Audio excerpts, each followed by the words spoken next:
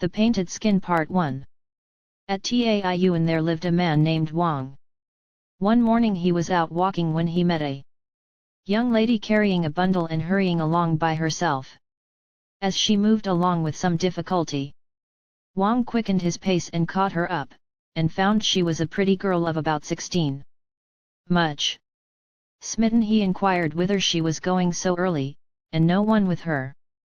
"A traveler like you," replied the girl, "cannot alleviate my distress. Why trouble yourself to ask?" "What distress is it?" said Wang. "I'm sure I'll do anything I can for you."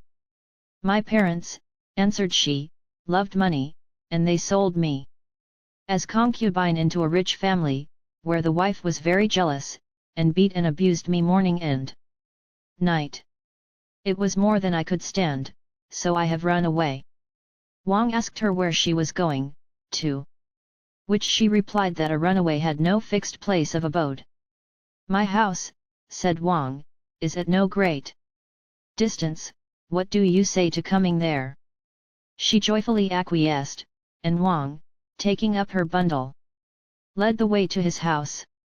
Finding no one there, she asked Wang where his family were, to which he replied that that was only the library.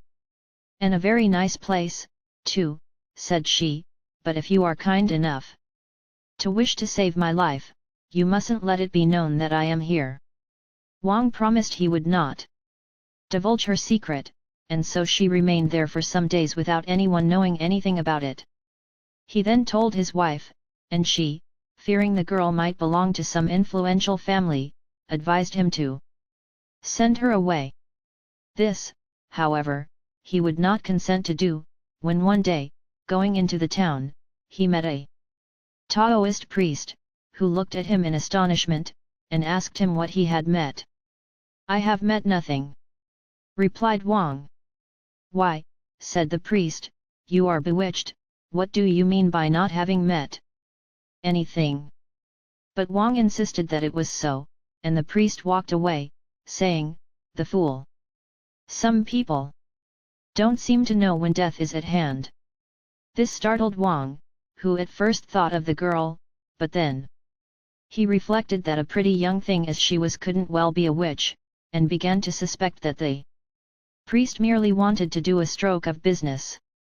When he returned, the library door was shut, and he couldn't get in, which made him suspect that something was wrong, and so he climbed over the wall, where he found the door of the inner room shut too.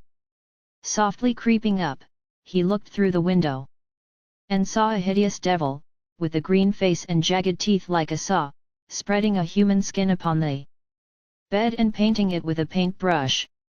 The devil then threw aside the brush, and giving the skin a shake out, just as you would a coat, threw it over its shoulders, when, lo! It was the girl.